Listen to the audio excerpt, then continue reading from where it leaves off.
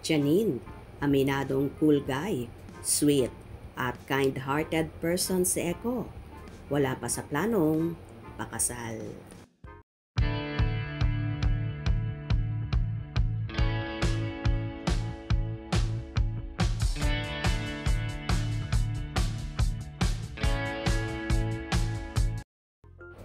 Lalong naging talk of town sina Jericho Rosales at Janine Gutierrez nang opisyal ng kumpirmahin ng aktor na magjowa na sila.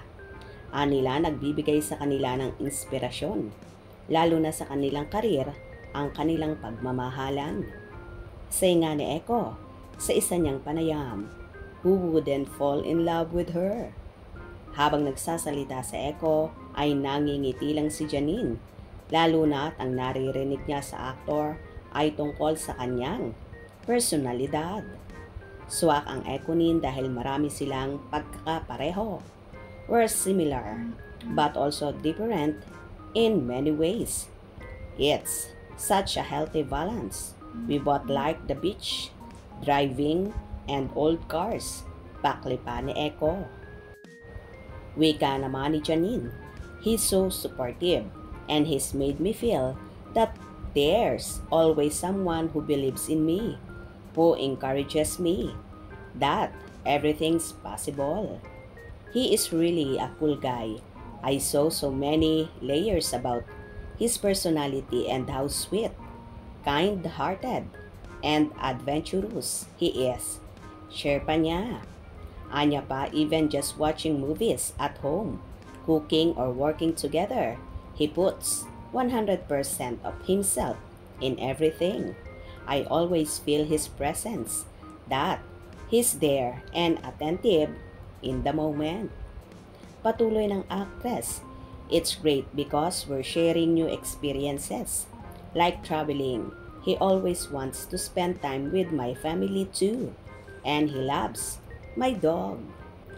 Tulad ng ibang couple, the two have their fair share of occasional misunderstanding na para sa actor he considers an important part of any relationship.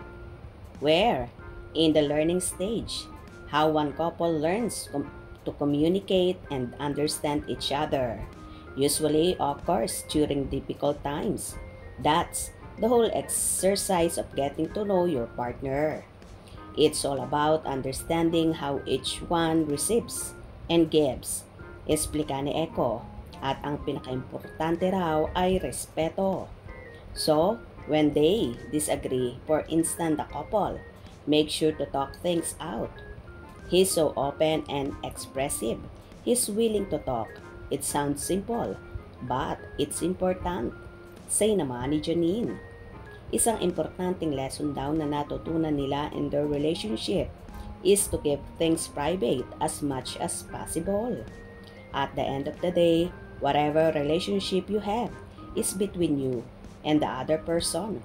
You have to have a good foundation and trust because it's a partnership. Anang actress. Tinanong ang celeb couple about marriage kung may plano na ba sila. We're so new and we want to take things slowly. Sagot ni Janine. For now, our plans include returning to Japan and planning our birthday trip. We also want to do a project together, conceptualizing it from beginning to end. So it's all about really exciting things, ay naman kay Eko. Natuwa naman ang Ekonin fans sa pag-amin ni Eko sa relasyon nila ni Janine na ginawa ng aktor sa mismong wake ng Mamita Pilita Corrales ng girlfriend. Humanga ang mga netizens sa ginawang confirmation ni Eko. Pagpapatunay daw iyon na mahal ng aktor ang apo ng Asia's Queen of Songs. Komento ng isa, he's a very gentleman person. Ipinapaalam talaga niya sa mahal na lola ni Janine ang malinis na intensyon niya sa aktres. Kaya for sure, masaya ang mamita ni Nini sa love life ng apo. Well, wala pa nga sa plano ni Janine at Jericho ang pagpapakasal. Pero for sure, darating din sila dyan sa tamang panahon. Kung nagustuhan nyo ang video na ito, comment down below.